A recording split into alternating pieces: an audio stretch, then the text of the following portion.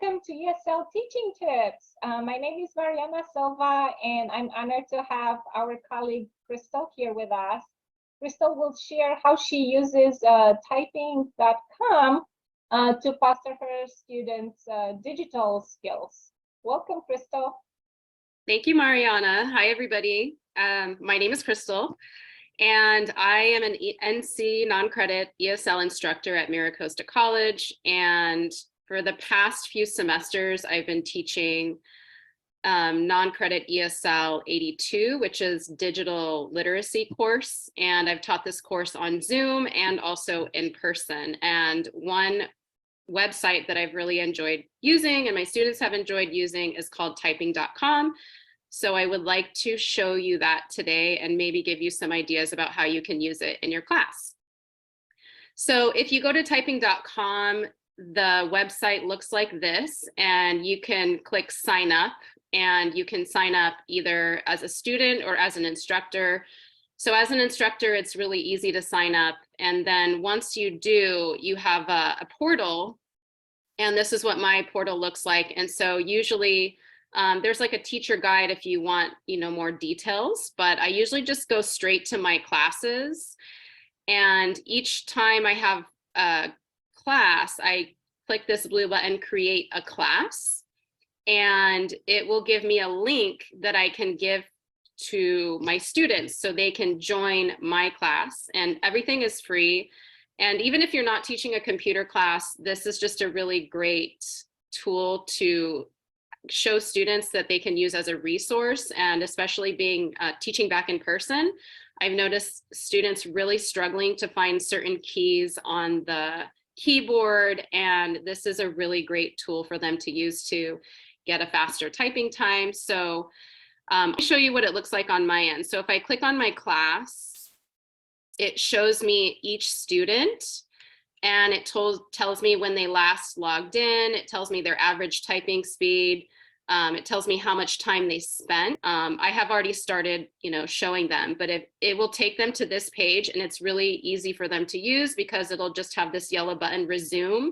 It will always pick up exactly where it left off. So another thing you can see is it will always start them on beginner, but then they can advance to intermediate, advanced. Then there's a tech readiness, career prep.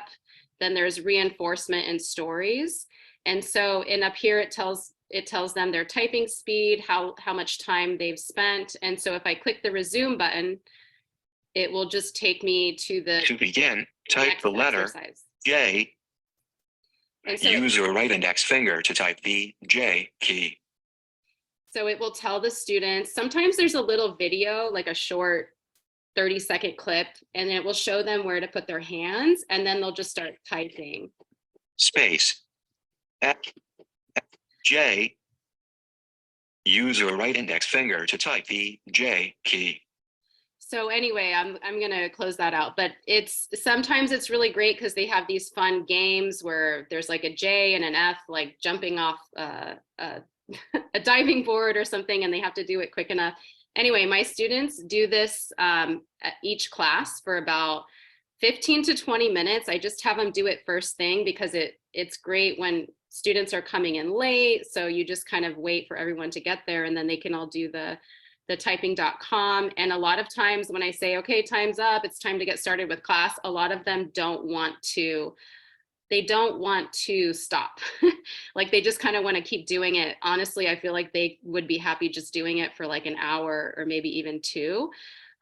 So this is kind of what I just showed you about, their overall usage and typing speed and time. And then if I click on lessons, it'll show me how much progress each student has made. So some students had advanced to the intermediate level. Some students are still in beginner. I also have this student right here, she practices at home. So she's already on the career prep module. So, a lot of students, they like doing it at home, and it really helps them.